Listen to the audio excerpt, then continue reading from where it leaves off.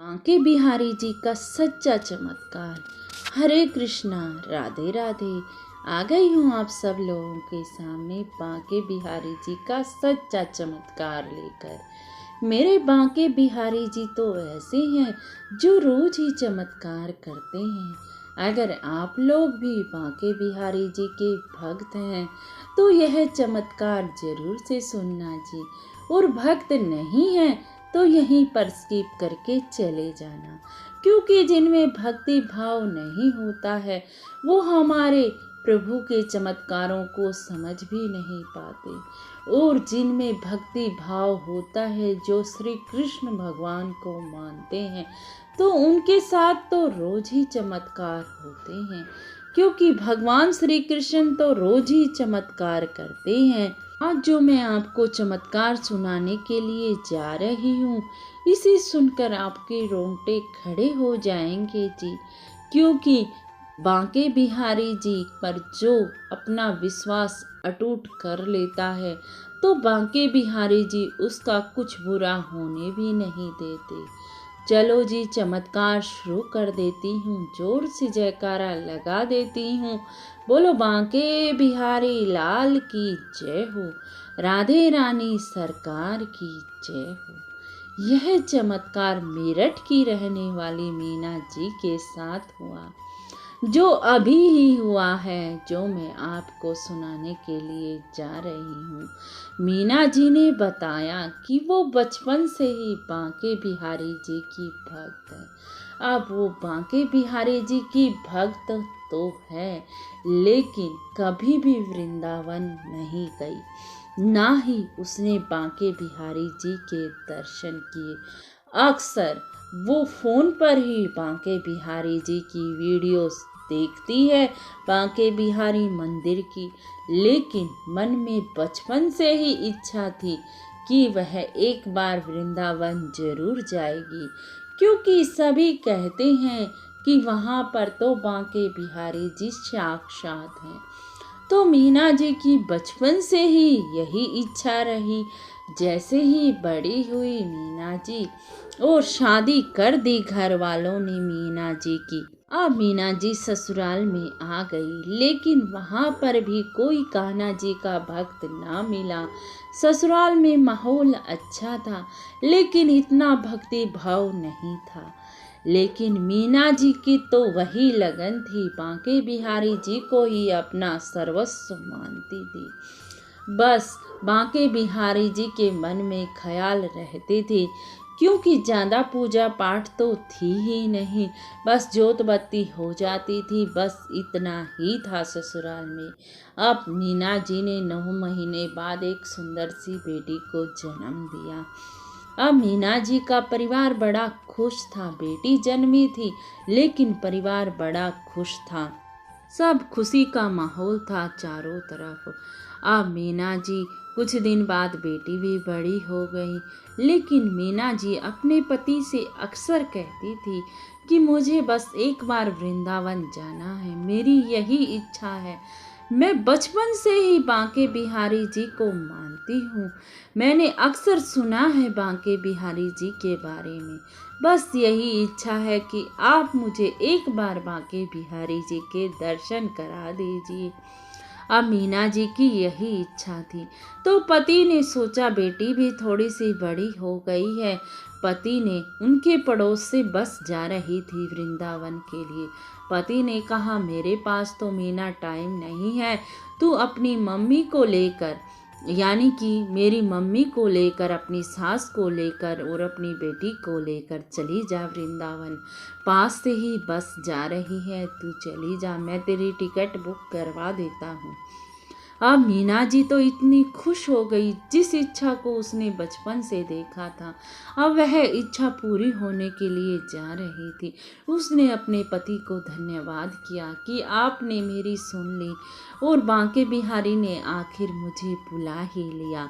मीना जी बड़ी खुश थी। मीना जी ने बांके बिहारी जी के को कोटि कोटि धन्यवाद किया, और मीना जी तैयारी में लग गई। अपनी सास को भी तैयार कर लिया, अपनी बेटी को भी, सारा सामान पैक हो गया, और मीना जी वृंदावन के लिए तैयार हो गई, बैठ गई बस में।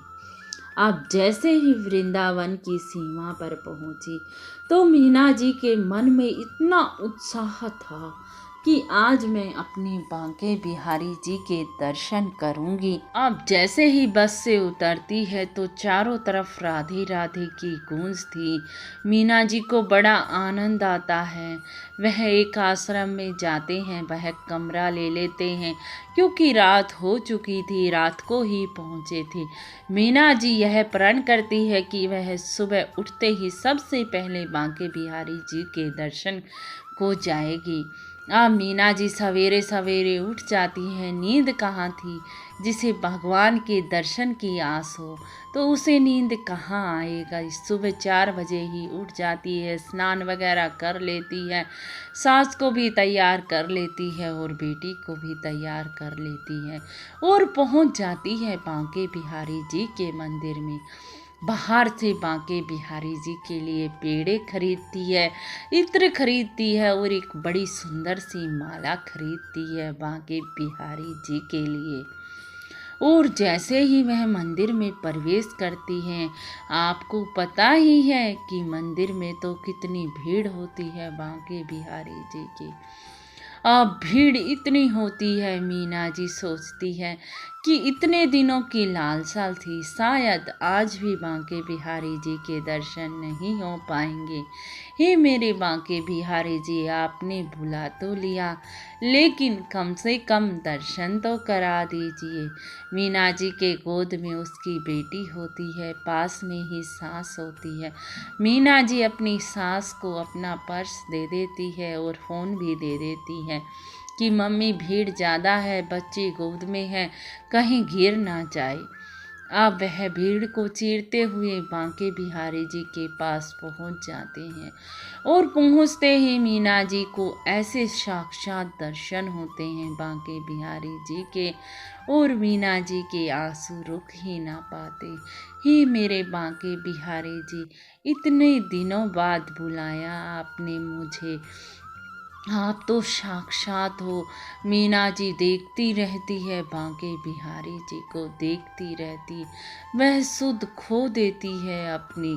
लेकिन गोद में बेटी होती है, बेटी एकदम से अचानक भीड़ के कारण रोने लग जाती है। तब मीना जी को सुध आती है, हाँ मेरी बेटी है। अब मीना जी को सभी कहते हैं कि आगे बढ़ो आगे बढ़ो।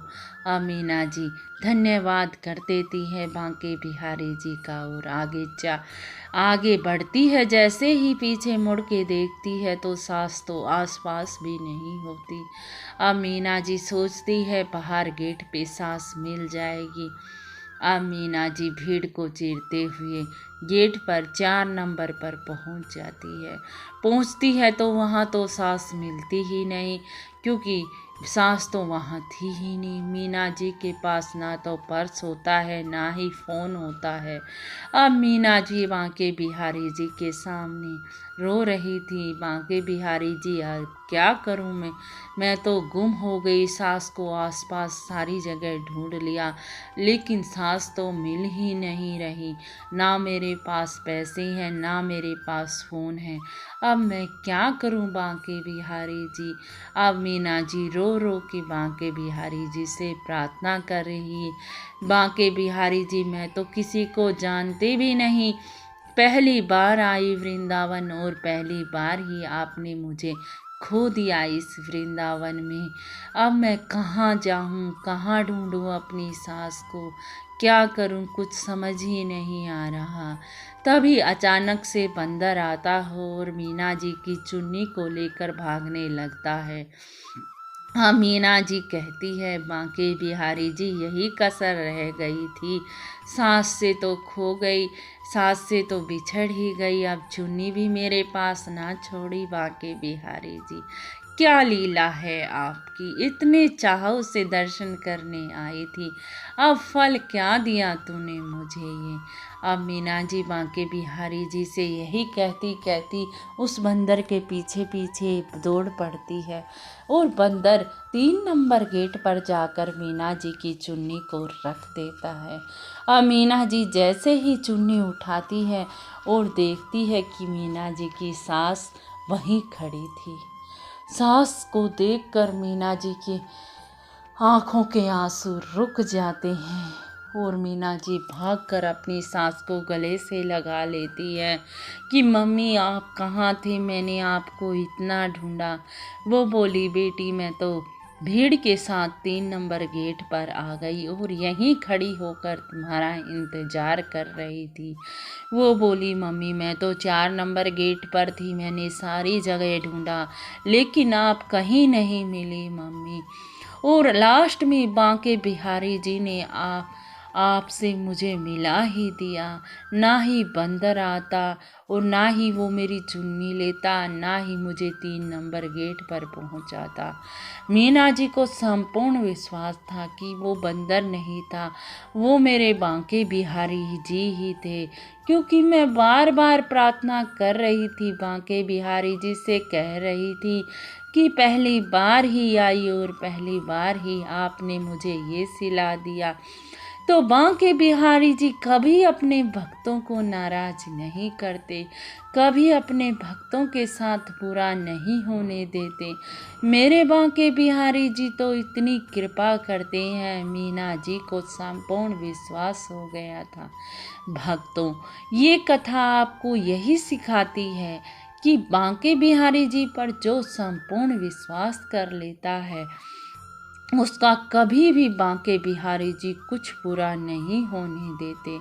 जैसे मीना जी के साथ हुआ, मीना जी भले ही बांके बिहारी जी को कह रही थी, सुना रही थी कि पहली बार आई और पहली बार में ही यही सिला दिया, लेकिन मीना जी का भक्ति भाव सच्चा था, मीना जी को मिलवा ही दिया बांके बिहारी जी ने एक चमत्कार करके। तो बोलो बांके बिहारी लाल की जय हो। मेरे बांके बिहारी जी ऐसे चमत्कार रोज ही करते हैं।